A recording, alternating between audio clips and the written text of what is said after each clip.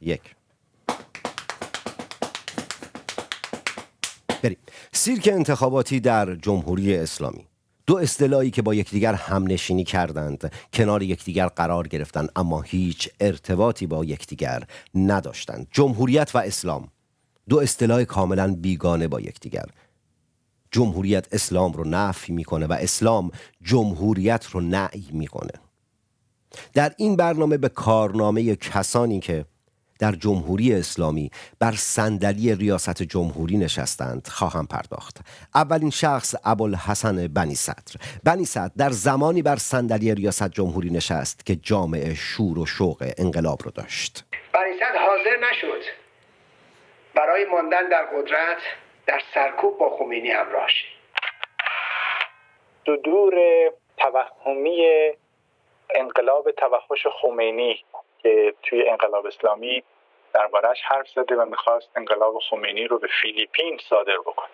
در زمانی که بنی صدر در صدر امور بود، هرچند که هیچ کاره بود، اما جامعه شور و شوق انقلاب رو داشت. انقلابی که امروز ما مخالف اون هستیم، انقلابی که ما بر این باور هستیم و به این یقین رسیدیم که سبب نابودی فرهنگ ایران شده.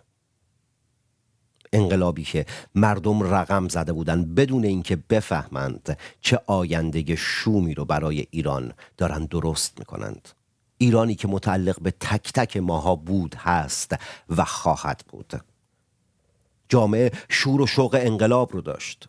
بنا به شنیده ها در برخی از خیابان ها، در برخی از شهرها، به عنوان مثال وقتی که یک شوفر چراغ راهنمایی براش سبز میشد حرکت نمی کرده، سرش رو از پنجره ماشین میداده بیرون، به اون شوفری که چراغ راهنمایی براش قرمز بوده میگفته برادر اول شما بفرمایید.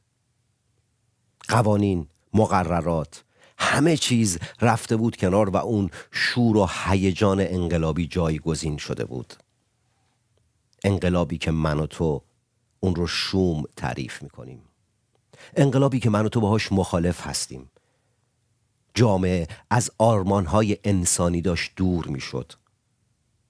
از هویت و ملیت خودش داشت فرار میکرد. جامعه‌ای که خواب بود و حکومتی که به جای هویت ملی وضعیت خواهر و برادری رو داشت در جامعه نهادینه میکرد. در چشم به هم زدنی من و توی ایرانی که هموطن بودیم تبدیل به خواهر و برادر شدیم. چرا خواهر و برادر؟ به این خاطر که جمهوری اسلامی میخواست هویت ملی رو از ما بگیره. باید چیزی رو جایگزین میکرد. و چه رخدادی مهمتر از کانون خانواده؟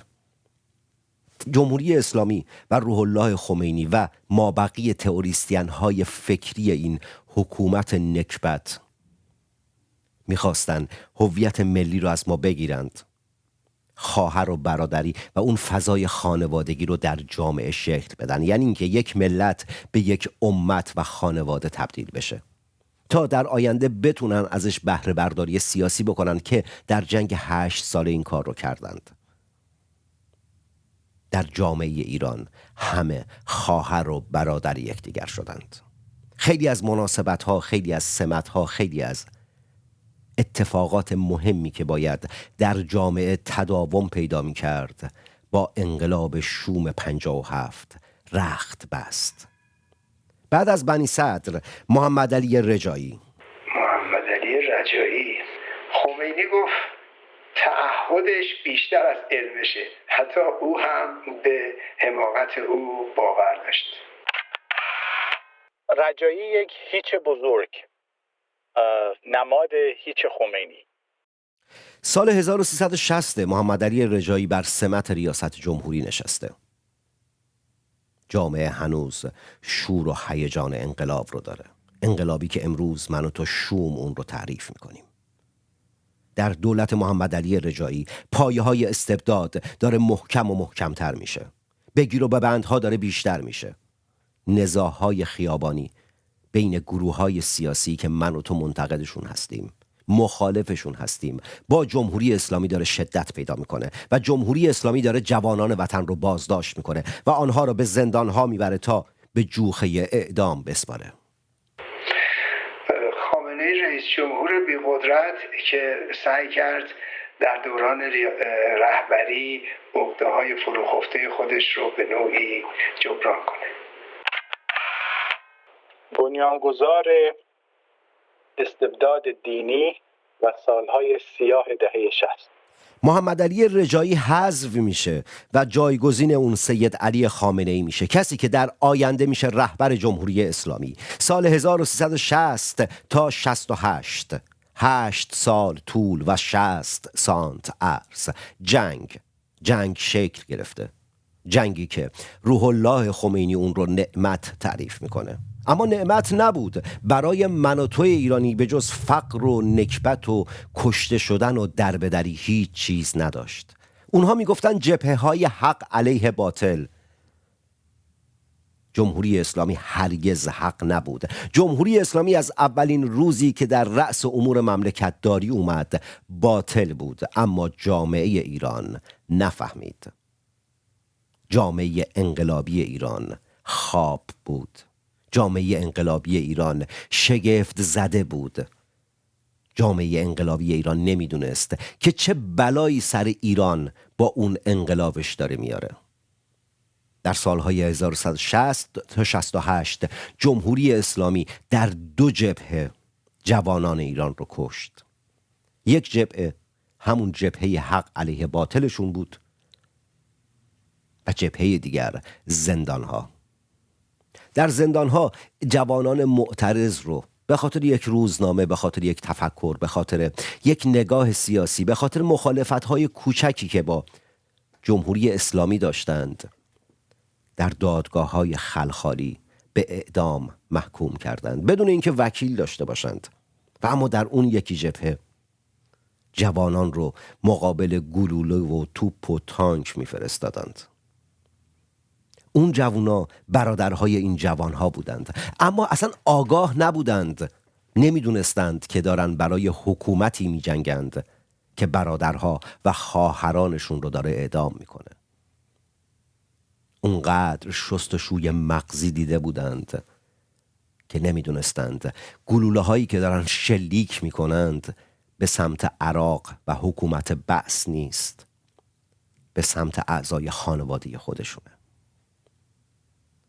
در زمان ریاست جمهوری سید علی خامنه‌ای اعدام ها شکل گرفت. خفقان بیشتر و بیشتر شد. جمهوری اسلامی در راستای یک دست سازی جامعه تلاش کرد و همچنان جامعه ایران خواب بود. خوابی که سالیان زیادی طول کشید تا از اون بیاد بیرون. جنگ نعمت نبود. جنگ خفت بود برای من و توی ایرانی. جنگ برای من و توی ایرانی به جز فقر و نداری و بدبختی هیچ چیز نداشت. هنر سانسور شد، فرهنگ سانسور شد، آزادی از بین رفت، موسیقی نبود، شادی نبود، خیابانها، شهرها همه سیاه و سفید بودند و این خواست جمهوری اسلامی بود. الان دوران ریاست جمهوری سید علی خامنه‌ای دیگه تموم شده. سال 68 اکبر هاشمی رفسنجانی به سمت ریاست جمهوری رسیده. اکبر هاشمی رفسنجانی بزرگترین اشتباه عمرش رو مرتکب شد و به جای رهبری ریاست جمهوری رو برگزید. مافیای پدرخوانده های فاسد و آدمکش. پایه های اصلاحات داره شکل میگیره. جامعه همچنان اندکی شور انقلاب رو داره. ریش و کثیف بودن یقه ارزش تعریف میشه. بوی گند جوراب ارزش تعریف میشه. چیزهایی که تا چند دهه قبل در جامعه ایران ارزش بودند، مثل انسانیت، مثل فرهنگ، مثل هنر، مثل دانش، آزادی و خیلی چیزهای دیگر، به ضد ارزش بدل میشند و این اتفاق یک شبه در کشور رقم نمیخوره. این اتفاق طی 1 تا 2 دهه در کشور رقم میخوره. جمهوری اسلامی آروم آروم با چاقو اره‌ای شروع به بریدن رگهای فرهنگی ایران کرده. از کی؟ از روزی که در رأس امور مملکت داری اومد. الان نزدیک به اتمام رسیدن دوران ریاست جمهوری اکبر هاشمی رفسنجانیه. محمد خاتمی داره در رأس امور مملکت داری میاد. نسل من و تو داره شکل میگیره. ما بزرگ شدیم، ما وارد جامعه شدیم. محمد خاتمی چی بوده؟ رئیس جمهوری که سعی کرد 8 سال یک دیو رو فرشته جلوه بده. دوران حیله و فریب و خیانت به 20 میلیون رای. قطرهای زنجیره‌ای شکل میگیره. دگراندیشان و روشنفکران سلاخی میشند. محمد جعفر پوینده، فروهرها و 10 نویسنده و شبه روشنفکر و ایرانی دیگر به دست عوامل امنیتی جمهوری اسلامی کشته میشند. به باور من به همون اندازه که سید روح الله خمینی و سید علی خامنه ای در حق من و تو ایرانی ظلم و جنایت کردند، چند برابر بیشترش رو محمد خاتمی و دولت اصلاحات در حق من و تو ایرانی رقم زد. اتفاقات کوی دانشگاه رقم میخوره. مجلات معیار حذف میشند. تفکرات کثیف اسلامی است، اما در کت و شلوار، اما در ظاهری شیک و عوام پسند. جامعه دیگه اون جامعه انقلابی و هیجانی 57 نیست. جامعه اندکی بیدار شده. جامعه خفقان رو تجربه کرده. اون چیزی که به اسم آزادی بهش عرضه کرده بودن فهمید که آزادی نیست، خفقانه. جامعه متوجه شد که پاره‌های تنش بچه‌هاش رو در زندان‌های جمهوری اسلامی اعدام کردند. جامعه درد داشت، اما به دلیل وجود خفقان جرأت فریاد اون درد رو پیدا نکرده بود تا اتفاقات کوی دانشگاه رقم خورد. لباس شخصی ها به وجود اومدند و و و و و و و هزاران اتفاق ناگوار فرهنگی در ایران شکل گرفت. اومدن گفتن که سانسور خلاقیت میاره، در حالی که این گونه نیست. اگر اینطور بود باید مهمترین آثار هنری در جهان در کشورهای مستبد و سانسور زده رقم میخورد و به وجود میومد، در حالی که این گونه نیست. با ارزشترین و با اهمیت ترین آثار هنری در جهان در کشورهایی شکل گرفته که استبداد وجود نداشته. محمد خاتمی و دولتش این فریب رو در جامعه عمومی کردند. فریبی که اول من و تو جوون ایرانی خیلی خوب و خوشگل پذیرفتیمش. یه خواب خرگوشی بود. خوابی که وقتی ازش بلند شدیم دیدیم هیچ اثری از ایران، فرهنگ و آزادی واسه ما باقی نمونده. جامعه احساس خفگی میکرد. نفس جامعه دیگه بریده شده بود تا اینکه محمود احمدی نژاد شکل گرفت. احمدی نژاد سرباز صفری که رئیس جمهوری که 800 میلیارد دلار ثروت ملی رو صرف نابودی ایران کرد. دوران قلدری و توسعه تروریسم اسلامی. عوام فریبی شکل گرفت. احمدی نژاد یک عوام فریب بود. احمدی نژاد کسی بود که من و تو ایرانی رو خس و خاشاک تعریف کرد.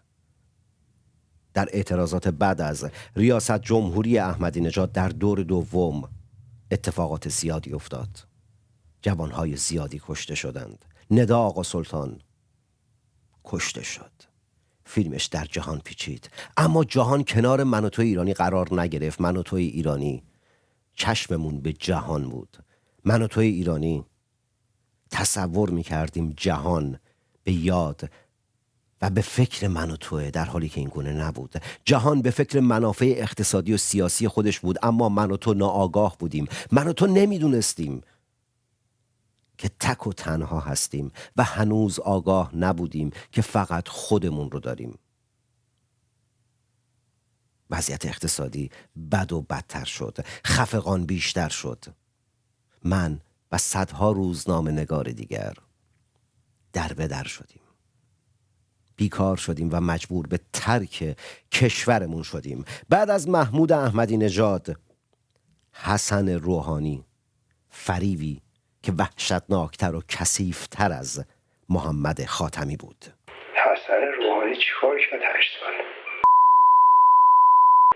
روحانی کسی که به هیچ یک از وعده‌هاش عمل نکرد، خلاص که بقیه کردن. نه، از یه چیز دیگه بگه. روحانی چیکار کرد؟ حسن روحانی به هیچ یک از وعده‌هاش عمل نکرد و در ازاش کشتار 96 و 98 رو به یادگار گذاشت. دوران نوکری اجنبی و سرکوب داخلی. در دوران ریاست جمهوری روحانی، جوانان وطن رو کف نیزارهای ماهشهر با دوشکا زدند. در دوران ریاست جمهوری روحانی اختلافات زیادی در جامعه رقم زدند. در دوران ریاست جمهوری روحانی تلاش کردند من و توی ایرانی رو مقابل یکدیگر بگذارند. در دوران ریاست جمهوری روحانی من و تو نه تنها آزادی نداشتیم بلکه هویت هم نداشتیم. در دوران ریاست جمهوری روحانی من و تو هیچ چیز نداشتیم. همچنان از کشتارگاه تا خاوران در رفت آمد بود. سالهای سیاه و دوران بی‌آبرویی ایران. ابراهیم رئیسی در مسند ریاست جمهوری نشست. کسی که 6 کلاس سواد بیشتر نداشت شد رئیس جمهور کشوری که هزاران سال تمدن و فرهنگ در کوچه پس کوچه هاش نهفته بود. تک تک این افرادی که به سمت ریاست جمهوری نشستند هیچ وقت به نفع من و تو ایرانی کار نکردن، به نفع فرهنگ ما کار نکردن. اونها در راستای ایدئولوژی های کثیف اسلامی بودند. اونها مترسک بودند و جهان همچنان نظاره‌گر اونها بود. جهان به دنبال منافع اقتصادی خودشه، جهان به دنبال منافع سیاسی خودشه. سیاستمداران جهان به فکر من و توی ایرانی نیستند. امروز من و توی ایرانی فهمیدیم. امروز من و توی ایرانی اون شور و هیجان مضحک و کاذب 57 رو نداریم. منتقد اون شور و هیجان هستیم. امروز من و توی ایرانی به دنبال هویت ملی خودمون هستیم. امروز من و توی ایرانی به دنبال پیدا کردن یکدیگر هستیم. جمهوری اسلامی همچنان داره نفس میکشه، نفسهای آخرشه. جمهوری اسلامی همچنان داره ظلم میکنه، آخرین روزهای ظلمشه. جمهوری اسلامی داره تلاش میکنه به بقای خودش کمک کنه، اما من و توی ایرانی دیگه متوجه شدیم. من و توی ایرانی رشد کردیم. من و توی ایرانی از خواب بیدار شدیم. نه اون خواب حماسی میتونه ما رو دیگه فریب بده، نه اون خواب خرگوشی دوران خاتمی و بعد روحانی. جمهوری اسلامی سیرک انتخاباتش رو شروع کرده. روز به روز داره تلاش میکنه به هر واسطه‌ای، مناظره هایی که داره میذاره، اتفاقاتی که در جامعه رقم میزنه، حاشیه هایی که شکل میده، تلاش میکنه این تنور انتخاباتش رو گرم و گرم تر بکنه. وظیفه من و تو ایرانی چیه؟ آیا ما باید در زمین جمهوری اسلامی بازی کنیم؟ خیر.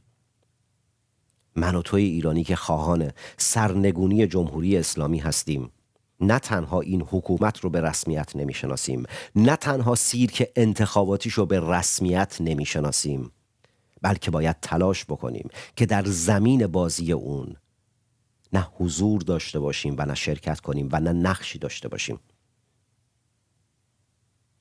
جمهوری اسلامی تلاش میکنه ایرانیان رو پای صندوق‌های رأی بیاره. در همین چند رئیس جمهوری که تا کنون داشته براتون مثال زدم که چه فقر و بدبختی و ظلم و ستمی رو بر من و تو روا داشته. آیا به فکر من و تو بوده؟ خیر. من و تو رو کشته، من و تو رو زندان کرده. آزادی که ابتدایی ترین حق شهروندی من و توست رو ازمون دریغ کرده. خب اگر که ما در انتخابات شرکت نکنیم، اول آخر جمهوری اسلامی که کارشو میکنه. بله، جمهوری اسلامی کارشو میکنه، انتخاباتش رو هم برگزار میکنه.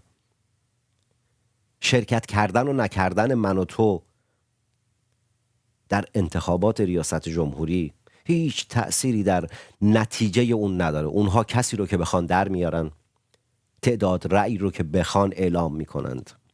اما شرکت نکردن من و تو یک پیام مهم برای دیکتاتور داره.